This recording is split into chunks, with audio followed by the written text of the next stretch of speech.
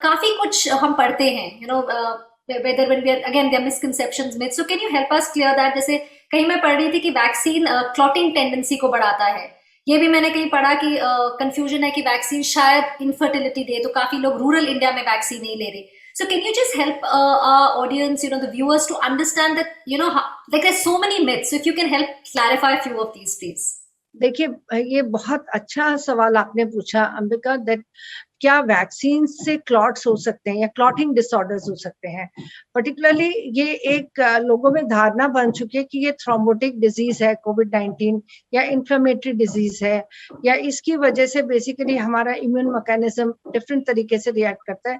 परंतु ये सोचने की बात है, जो कि मैंने आपको पहले भी बताया, कि कोविड-19 वैक्सीन लेने से मेंस्ट्रुएशन का कोई भी संबंध नहीं है.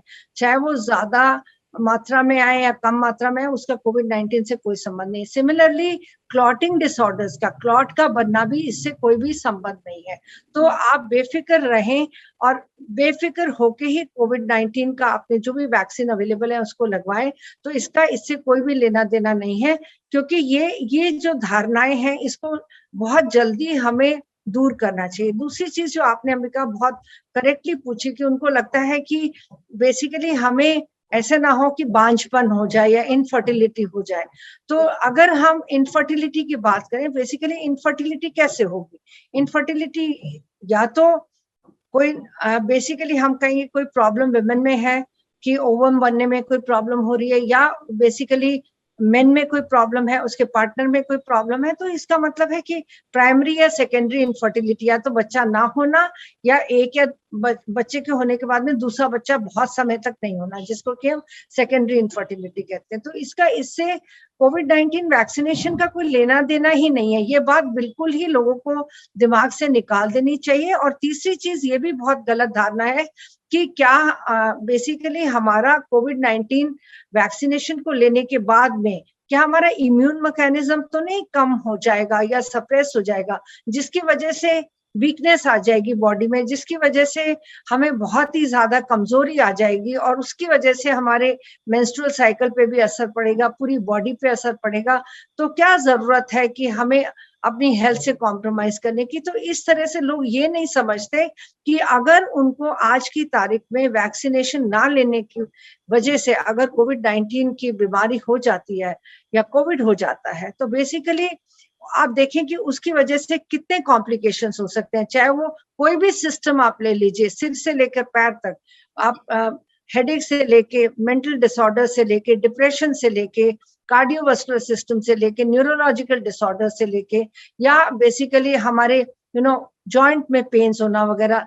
आप कोई भी सिस्टम ले लीजिए, abdominal system, diarrhoea, diarrhoeal diseases and all, ये केवल बीमारी तक ही नहीं रहता बल्कि पोस्ट कोविड फेज में भी रहता है अगर हम कोविड-19 की या कोविड इन्फेक्शन के शिकार हो जाते हैं, चाहे वो आदमी है चाहे वो औरत है. तो बेसिकली हमें ये देखना है कि पर्टिकुलरली आज की तारीख में तो मैं ये रिकमेंड करती हूँ कि आज की नारी को बहुत ही स्वस्थ रहने की जरूरत है, क्योंकि वो इन्फेक्टेड भी है, अफेक्टेड भी है. ये मैं क्यों कहती हूँ? इन्फेक्शन तो उसको, चाहे वो किसी के कांटेक्ट में आती है, संपर्क में आती है, तो जरूर इन्फेक्शन हो सकता है.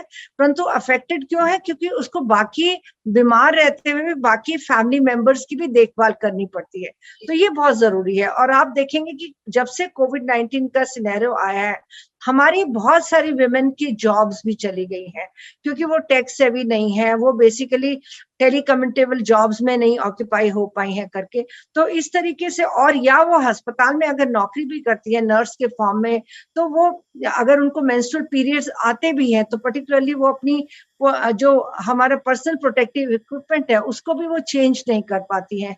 तो जेंडर पर्सपेक्टिव जो है बहुत ज्यादा विमेन को अफेक्ट करता है विद रिगार्ड टू कोविड-19. तो इसलिए बहुत जरूरी है कि हम ज्यादा से ज्यादा रिकमेंड करें कि आज अगर हमारे 57 या 57 आदमी ले रहे हैं, तो उसके कंपैरिजन में 43 औरतें ही केवल वैक्सीनेशन ले रही हैं. और धीरे धीरे ये गैप बढ़ता जा रहा है, क्योंकि जैसे जैसे हम रूरल एरियाज की तरफ या ग्रामीण क्षेत्रों की तरफ जा रहे हैं, तो ये डिफरेंस जब बढ़ता जा रहा है, तो हमें यहाँ पे हमारे फ्रंटलाइन वर्कर्स को, पैरामेडिकल वर्कर्स को, आके डॉक्टर्स को जो भी अपॉर्चुनिटी मिले, चाहे वो मैं कहती हूँ कि रूरल एरिया, ग्रामीण क्षेत्र ही नहीं, हमारे ट्राइबल एरियाज, अर्बन एरियाज में भी, ये नहीं कि मिथ्स और मिसकंसेप्शंस केवल हमारे ग्रामीण एरिया में भी हैं। कई बार मैं तो ये कहती हूँ कि कई बार ग्रामीण एरिया की औरतें बहुत समझदार होती हैं और ये मिथ्स एंड मिसकंसेप्शन आपको इनकम्प्लीट नॉलेज से भी आती है। वो आधी अधूरी पढ़ाई जो है वो ज्यादा डेंजरस होती है। तो यहाँ पे हमें हर तबके को एजुकेट करने की जरूरत है कि आगे आए और अपना वैक्सीनेशन लगवाएं, और अपने को ही नहीं, अपनी वाइफ को, अपनी मदर को, अपनी सिस्टर को, सबको लगवाएं वैक्सीनेशन जो कि एलिजिबल एज में आती है, यानी कि 18 साल से ऊपर की। आज की तारीख में हम उन्हीं को लगा रहे हैं, तो उनको जरूर वैक्सीन लगाएं और कोई भी भेदभाव ना करें।